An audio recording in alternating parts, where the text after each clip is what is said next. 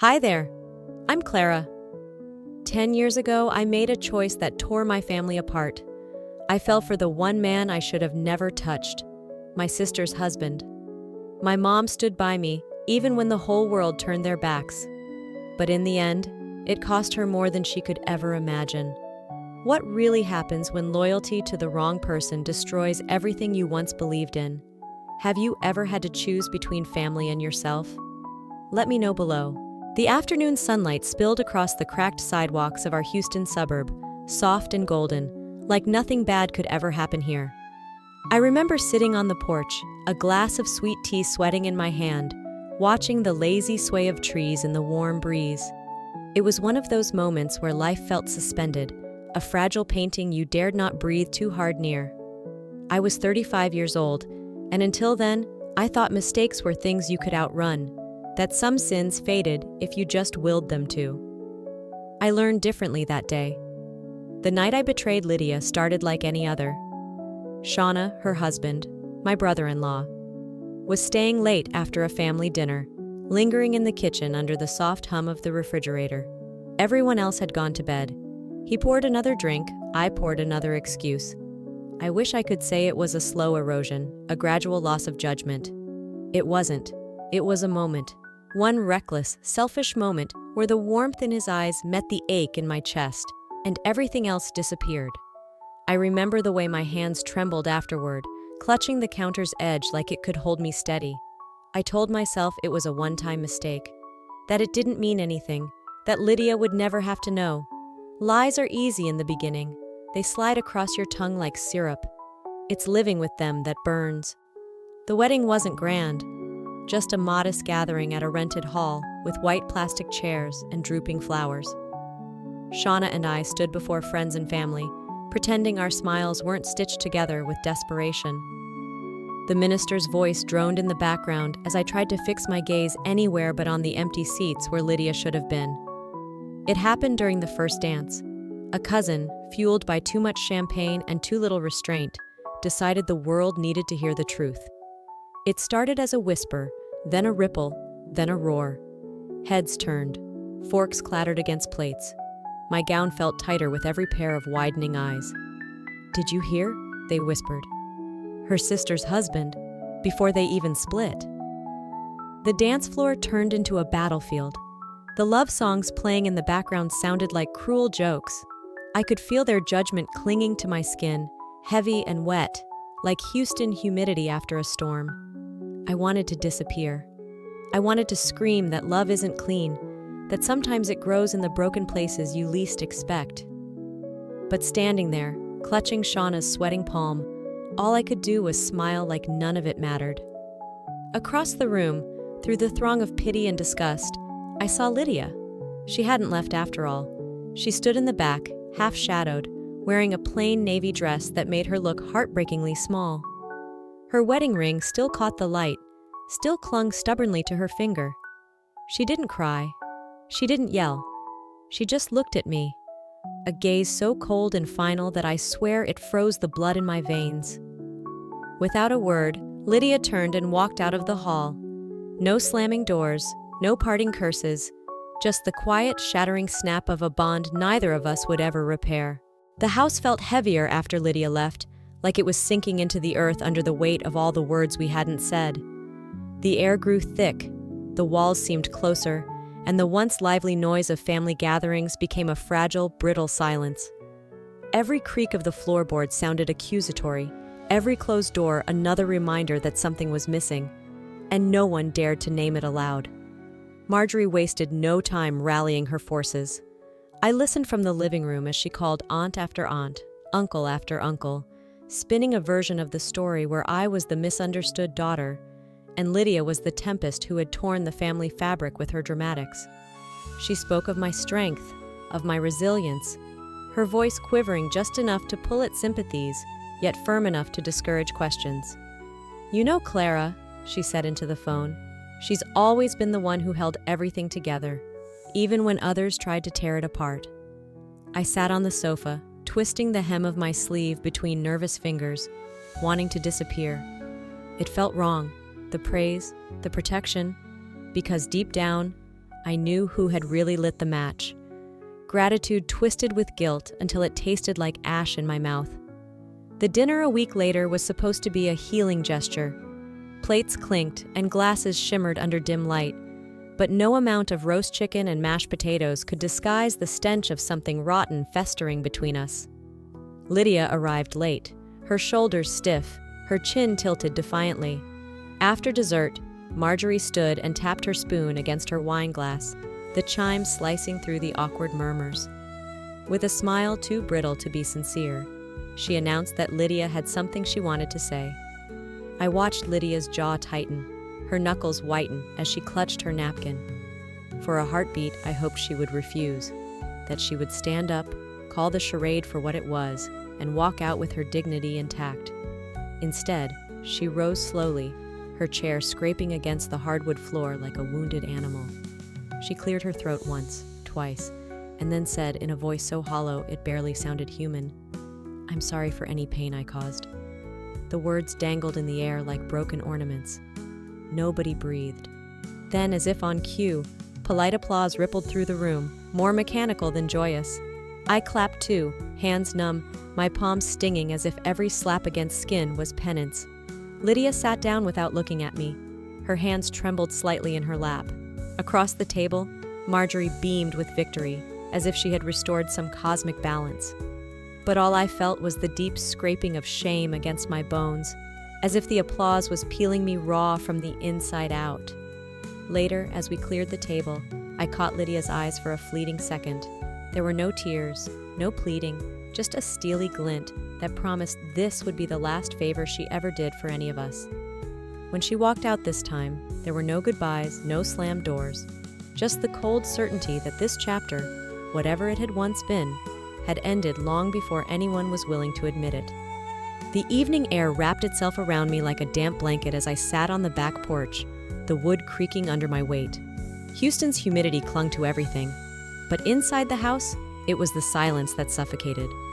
We carried on with our routines, setting the table, taking out the trash, turning off the porch light at night. But the air inside felt hollow, every action stripped of its meaning. I noticed first that Lydia's bedroom door remained slightly ajar one morning. It was unlike her to leave anything unfinished, even a door. Marjorie pretended not to notice, humming as she folded laundry on the sofa, but Walter's eyes flicked toward the empty hallway and stayed there a moment too long. At dinner, Lydia's chair stayed pushed under the table, the plate at her spot untouched. Nobody said anything. It wasn't until 2 days later, when Marjorie asked me to help pack away some of Lydia's things for safekeeping, that the truth settled in with the finality of a slammed door. Her clothes were gone. Her bookshelves sat barren. Even the tiny framed photo of the three of us at the county fair, gone. Marjorie busied herself with wiping counters, whistling off-key, pretending. Walter sat in the recliner, television flickering against his unreadable face. No one dared to admit it. Lydia had left, and she wasn't coming back. The walls seemed thinner after that. The house groaned at night as if mourning. And yet we carried on, mouths full of silence, eyes carefully avoiding the empty chair at Sunday breakfast. It didn't stay contained inside our house for long. Small towns have a way of sniffing out tragedy like blood in the water. At the grocery store, I caught the way Mrs. Carmichael glanced at me over the cantaloupes, whispering behind her hand to another woman. At church, the pews around us felt colder, spaces appearing where once neighbors sat shoulder to shoulder. "Did you hear about the Hale family?" floated through the diner like cigarette smoke, clinging to everything. "She married her sister's husband, you know," drove poor Lydia right out. I stopped going out unless absolutely necessary. Even then, I felt their stares prickling my skin like burrs under a summer dress. Their judgment wasn't loud, but it was constant, a drip, drip, drip that hollowed me out from the inside. I became a shadow inside my own life, stepping carefully through rooms, swallowing words before they formed. I told myself it would pass, that people would move on, that shame, like all storms, eventually blew itself out. I was wrong. One evening, as I returned from a late shift at the bookstore, I found a small envelope tucked under my door. No return address, no name, just a plain white rectangle. innocent except for the weight it seemed to carry. Inside, a single scrap of paper. No pleasantries, no preamble. You deserve everything you lost. The words burned hotter than any shout, sharper than any slap. I sat down on the floor, the letter dangling from my fingers, and listened to the deep, hollow quiet of a house that was no longer a home. Living inside that house felt like suffocating under a glass dome. Every surface was polished to a shine, every smile stretched a little too wide. The Houston summer baked the roof overhead, but inside, it was a winter of false warmth, frost lining the edges of every word, every glance. Marjorie's affections came fast and heavy, like a flood after a drought. She bought me trinkets I didn't want, bracelets, dresses, gift cards tucked between folded napkins at dinner. She would praise me loudly in front of visiting neighbors, calling me her rock, her pride, with a voice that trembled on the right syllables to make it sound heartfelt. Guests would nod and smile, seeing only what they were shown. But under her touch, I felt like glass, pretty, polished, and entirely hollow. I learned to smile back, to accept the gifts with murmured gratitude, to play the role she needed me to play. I told myself that maybe this was her version of forgiveness, her way of mending what had been shattered. But the more she clung to the facade, the more I realized she wasn't mending anything. She was covering the cracks with fresh paint, hoping no one would look too closely.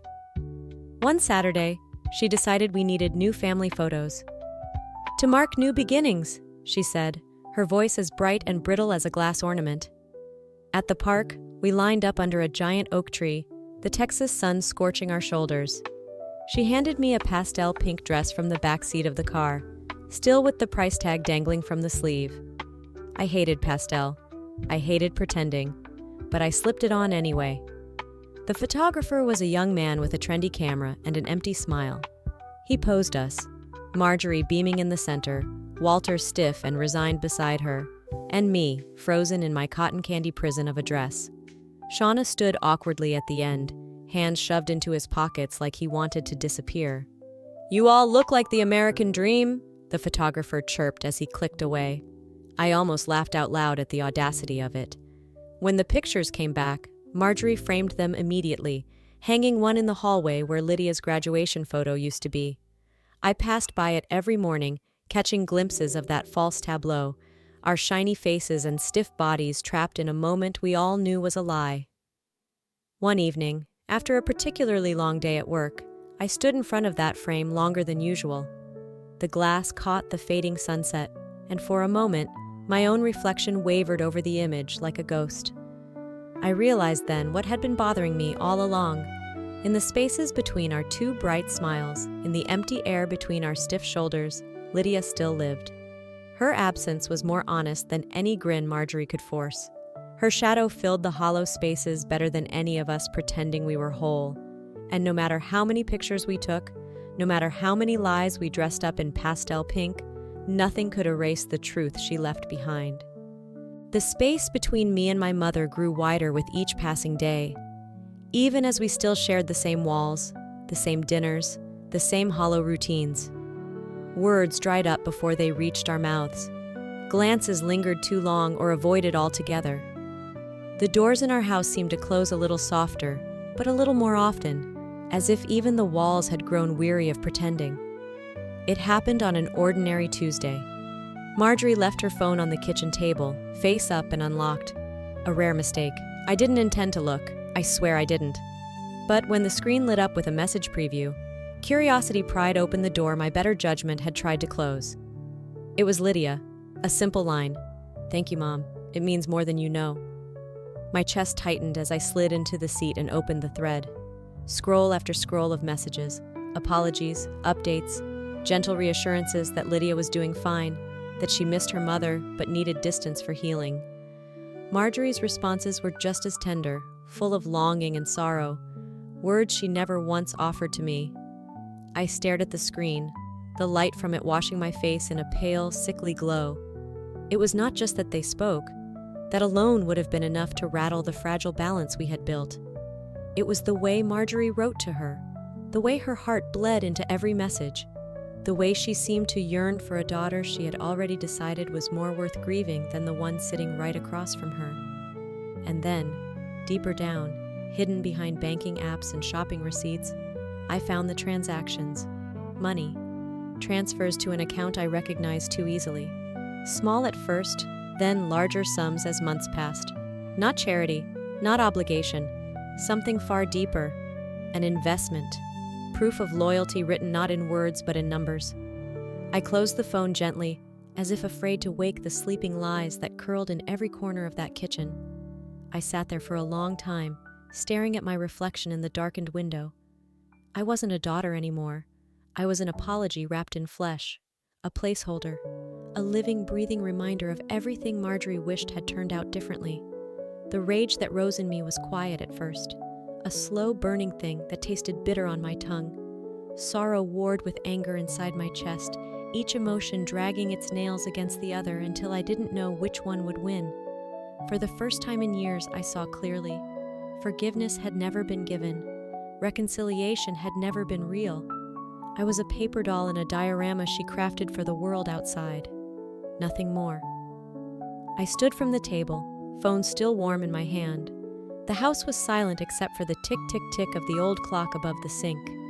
I walked to Marjorie's closed bedroom door and stood there, the phone dangling from my fingers, my pulse thundering in my ears, my mouth filled with words, accusations, demands, screams that clawed for release. But I said nothing. Some lies rot best in silence. The fairgrounds shimmered under a canopy of string lights, laughter and music floating into the humid Houston evening. Children ran past with melting snow cones and sticky fingers, their joy cutting through the thick summer air. I weaved through the crowd, trying to smile, trying to pretend the world hadn't shifted under my feet. Every step felt wrong, like I was walking through someone else's life. I bought a lemonade from a stand manned by tired teenagers, the cup sweating against my palm, and sat on a bench near the edge of the fair. From a distance, the lights looked almost magical. Up close, everything felt cracked, frayed at the seams. It was there, scrolling absent-mindedly through my phone, that I saw it. A message from an old acquaintance, someone who hadn't picked sides, or at least, hadn't done it publicly. The message was short, casual, almost apologetic. "Thought you might want to see this." Attached was a photo. Lydia, her new husband, 2 kids with toothy grins, our parents, Marjorie and Walter, seated proudly at the center of it all, as if nothing had ever been broken. Except me. I wasn't in the picture, not even mentioned in the caption. No acknowledgement that I had ever existed. It wasn't just omission, it was deliberate. A careful cropping of history. The lemonade soured in my mouth. I set it down on the bench beside me, forgotten. The realization washed over me slowly, like a rising tide. Lydia hadn't just moved on. She had rewritten the story so that I had never been part of it. And Marjorie, Walter, they had helped her do it. I wasn't the black sheep. I wasn't even the lost child. I was erased.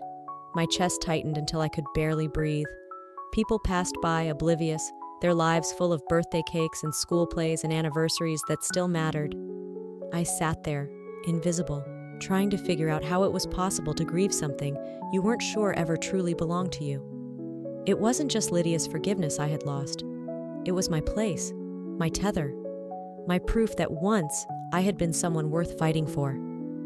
The sky darkened as the fair lights flickered on, casting everything in soft, forgiving shadows. I pulled my phone back out. The screen cracked from a fall months ago, tiny fractures spiderwebbing across the glass. I zoomed in on the picture, searching for any trace of myself. A shadow, a reflection, a mistake that said, "She was here." Nothing. My fingers trembled as I turned off the screen, the finality of the blank black rectangle staring back at me. Maybe I really was the villain after all. The air inside the house that night was thick enough to choke on. Another family dinner, another round of tight smiles and tighter silences. Forks clinked against plates, glasses were lifted in hollow toasts, and every laugh sounded a little too sharp, a little too practiced. The heat outside pressed against the windows, but the real suffocation came from the invisible walls we had built between us. I sat across from Marjorie, watching her ladle gravy onto mashed potatoes she wouldn't even eat. Shauna sat beside me, stiff and uncomfortable. barely touching his food.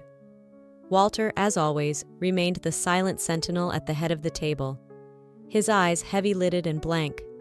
Somewhere between the lukewarm green beans and the dry chicken, I made a comment. A small one. A harmless jab about how Marjorie used to forget my piano recitals when Lydia had swim meets. I meant it as a joke, an olive branch disguised as a tease, but the knife hit bone. Marjorie's fork clattered onto her plate. She stared at me for a long moment, the muscle in her jaw twitching, and then she exploded. "You want to talk about forgetting?" she snapped, her voice sharp enough to cut the air between us. "You think missing a damn recital is forgetting? You forgot this whole family. You destroyed it." The room froze. Even the air seemed to recoil. Every word she hurled across the table landed like a slap. "You were selfish. You were reckless. You ripped this family apart for what? For a man who would have left you just as easily?" No one moved. Shauna dropped his gaze to his lap. Walter didn't flinch. My heart hammered against my ribs, but I sat frozen, absorbing every blow, too stunned to lift a hand in defense. Marjorie's voice cracked, but she kept going, anger carrying her past the point of no return. "But it's not just you," she added bitterly, as if trying to soften the blow. "We all made mistakes. We all share the blame." Yet her eyes never left mine. The words were meant to spread the guilt around like butter on burnt toast, but the knife was pointed squarely at me. I could feel it. I could see it in the way Walter's gaze slid away, in the way Shauna shifted uncomfortably in his chair. They all knew who the scapegoat was, and I realized then it had always been me. I swallowed down the sharp metallic taste of shame. Fury stirred beneath the layers of hurt, hot and urgent, but I kept my hands steady on the table. Maybe I did destroy everything, but I wasn't going to sit there and let her finish the job. I pushed my chair back slowly, the legs scraping against the wood floor like a warning. I rose to my feet, palms flat against the table, my voice low but unwavering. "Maybe I did destroy everything," I said, meeting her gaze without flinching. "But I'm not staying here to watch you finish the job." Without waiting for a response, I turned and walked out of the room, the old house groaning under the weight of everything we had broken and buried between these walls. I packed in silence, folding clothes I barely recognized as mine anymore. A pair of jeans, a faded t-shirt, my worn sneakers with the frayed laces. The Houston air outside pressed thick against the windows, but it was the house itself that felt heaviest, sagging around me like an old coat too soaked with rain to wear anymore. Each zipper, each snapped buckle on my overnight bag felt like cutting another fraying thread between me and this place. No shouting matches, no final pleas, just a quiet, deliberate unspooling of ties that had long since turned into chains. After the dinner, after Marjorie's words ripped through me with surgical precision, I sat awake most of the night, the ceiling fan slicing the dark above my bed. I counted every insult disguised as concern, every betrayal tucked behind forced smiles. I thought of the years I had bent myself backward to fit into a space that had long since decided it didn't want me. No more. No apology I could give would ever stitch this family back together. Staying wasn't loyalty anymore. It was self-destruction. I was choosing freedom, not to hurt them, but to finally stop hurting myself. I slung the bag over my shoulder and made my way to the living room, careful not to disturb the silence that draped the house like a burial shroud. That's when I saw it. The new family portrait hung where the wedding photo of Lydia used to be. Fresh, glossy, smiling faces, Marjorie and Walter at the center, Lydia and her new family flanking them like shining medals on a chest. Shauna stood awkwardly at the edge, barely visible. And me? Nowhere. Not forgotten. Removed. A clean cut, like pruning a sick branch so the tree could flourish without it. I stared at the photo until my vision blurred, wondering if it was worse to be hated or to be erased, to be remembered as a cautionary tale, or not remembered at all. Tears threatened, but I refused them. Not tonight. Tonight, I would not mourn what had been surgically excised. I would not cling to the ghost of a family that had already written me out of their story. Tonight, I would write my own. I turned from the picture, hand resting briefly against the doorframe, letting the familiar roughness of the wood ground me one last time. The door clicked softly shut behind me as I stepped into the thick, humid dark. "This time," I whispered into the heavy night. "I'm saving myself." The morning light crept through the thin curtains, painting the small apartment in soft gold. I blinked against it, pulling the blanket tighter around my body, savoring the unfamiliar stillness. No clatter of dishes, no muted arguments, just the gentle hum of a city waking up without me rushing to catch up. My new place sat on the outskirts of Houston, close enough to the city's heartbeat to feel alive, far enough from my old life to breathe. The apartment wasn't much. A secondhand couch, a rickety table, mismatched plates from a thrift store, but it was mine. Every imperfect corner belonged to no one but me. The first weeks were the hardest. Freedom was a funny thing. It tasted like fear at first. Every decision, from what groceries to buy to what time to go to sleep, felt monumental, as if I might make the wrong choice and be swallowed whole. But little by little, the fear softened into exhilaration. I found a job at a local bookstore downtown. It didn't pay much, but the scent of old paper and coffee-soaked afternoons stitched itself into my bones, mending parts of me I thought were beyond repair. I joined a book club at the library, accepted awkward invitations to coffee from coworkers, learned to fill weekends without obligation or expectation.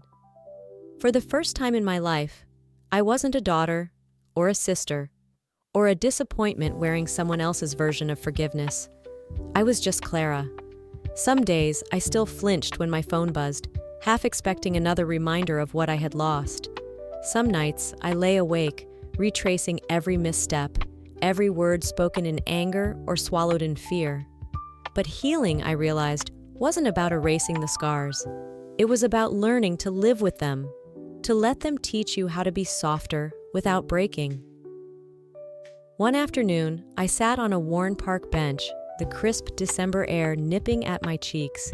Children chased each other across the playground, their laughter sharp against the empty spaces inside me.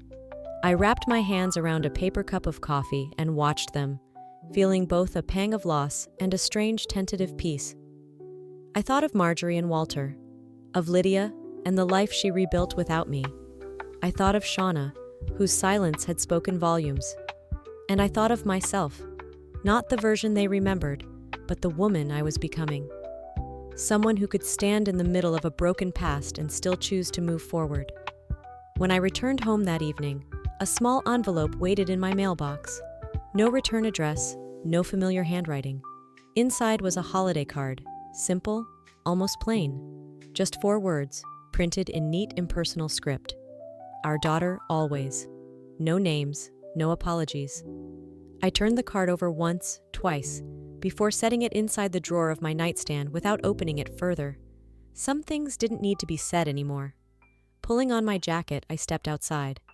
The winter air kissed my skin, and for the first time in years, I didn't shrink away from the cold. I welcomed it. I let it remind me that I was still here, still moving, still learning how to be whole again. And somewhere deep inside, I whispered to the woman I used to be, and the woman I was becoming, "Thank you for surviving." Sometimes, moving on isn't about forgetting. It's about choosing to live even when the past still tugs at you. I've learned that healing doesn't require perfect closure from others. It requires courage to accept the story as it is, not as you wished it would be. In every broken relationship, there's a lesson hiding, about forgiveness, about boundaries, about loving yourself enough to walk away when you must. Pain will always leave a mark, but it doesn't have to define who you become. Growth often blooms from the most unexpected cracks. What about you? Have you ever had to rebuild your life from the ashes of something you once thought was unbreakable? I'd love to hear your story. Your strength could inspire someone else today. If this video touched your heart, drop a 1-inch in the comments, or let me know where you're tuning in from. If it didn't quite resonate, I'm open to hearing your thoughts and where you found this story. Don't forget to subscribe to the channel so you won't miss the next story. There's always more healing to explore together. Thank you for being here.